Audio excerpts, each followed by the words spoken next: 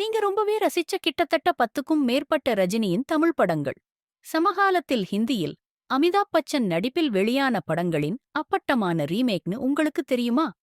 1977ஆம் ஆண்டு அமிதாப் பச்சன் நடித்த ஹிட் படமான அமர் அக்பர் ஆண்டனி 1978ஆம் ஆண்டில் ரஜினிகாந்த் முக்கிய வேடத்தில் நடித்த சங்கர் சலீம் சைமனாக் ரீமேக் செய்யப்பட்டது. அடுத்து 1974ஆம் ஆண்டு அமிதாப் பச்சன் நடித்த மஜ்பூர் 1979ஆம் ஆண்டில் நான் வாழ வைப்பேன் என்று ரீமேக் செய்யப்பட்டது. உணர்ச்சிகரமான ரஜினிகாந்த் கதாநாயகனாக ஒரு சக்தி வாய்ந்த நடிப்பை வழங்கினார்.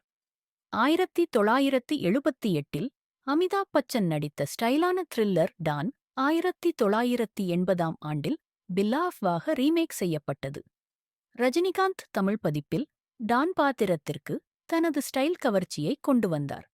1978ஆம் ஆண்டு அமிதாப் பச்சன் நடித்த கஸ்மே வாதே 1988ஆம் ஆண்டில் தர்மத்தின் தலைவனாக ரீமேக் செய்யப்பட்டது.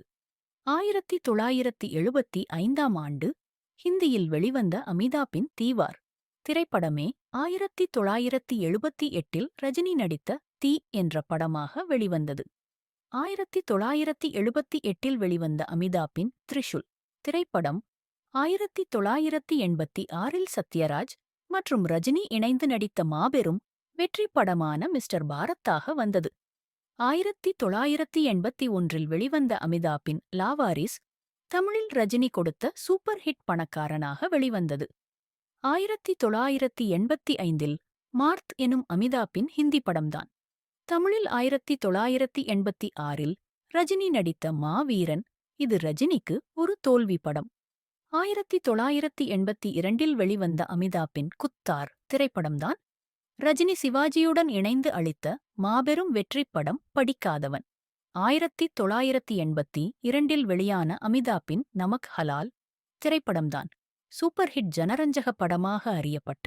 1987இல் ரஜினியின் நடிப்பில் வெளியான வேலைக்காரன் கூன் பசினா எனும் 1977இல் வெளிவந்த அமிதாப்பின் திரைப்படமே 1989இல் ரஜினியின் நடிப்பில் வெளிவந்து மிகவும் சுமாராக ஓடிய சிவா.